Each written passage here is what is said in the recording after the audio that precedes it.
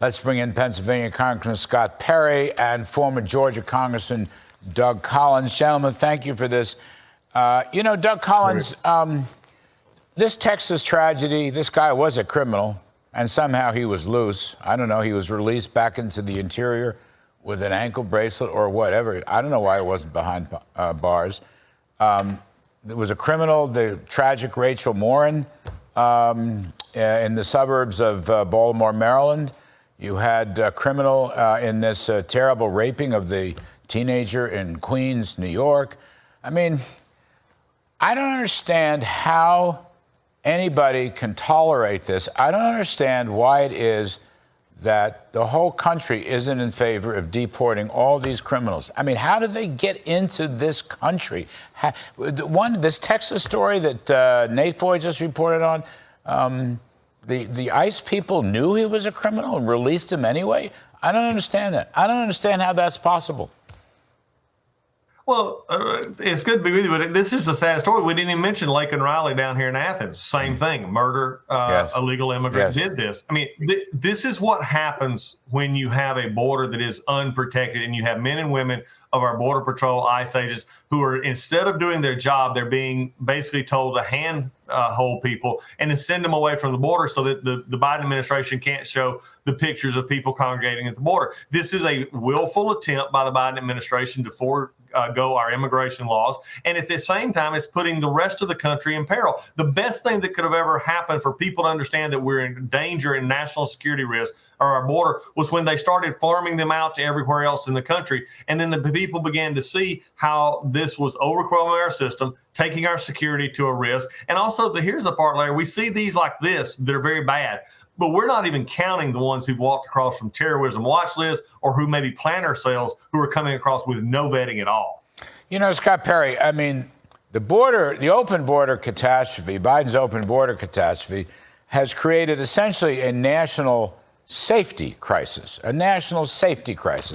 No state is safe. I mean, in a sense, as others have said, we're all border states now. Doesn't matter where you are geographically. Let me ask you, though, in Washington, so Biden has this executive order.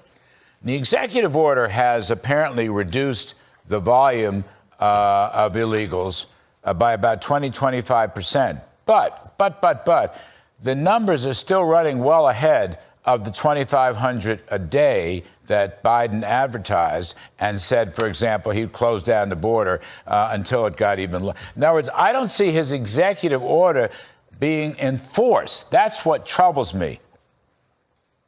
Well, Larry, thanks to be with you. Good to be with my friend Doug.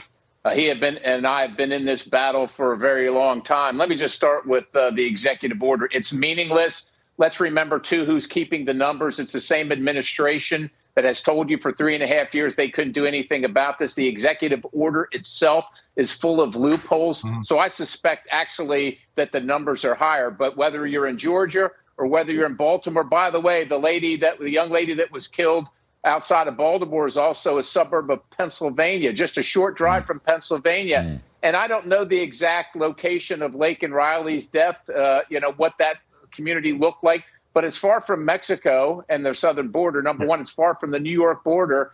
But the lady that was that lost her life, that was murdered brutally just in a place called Bel Air, Maryland, was out on the rail trail.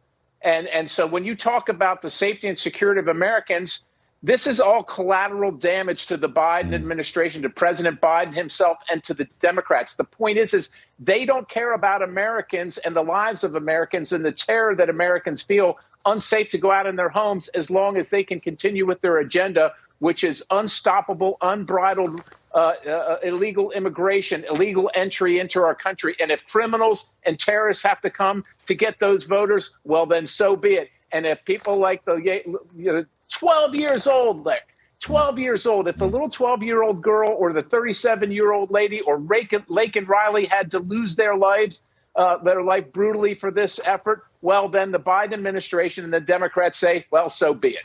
Do we have the quote, Trump on the kids going to school, if you get a diploma, you should get a green card with the diploma? Do we have that? Can we play that? All right. Let me just let our two congressmen hear this quote. from former President Trump?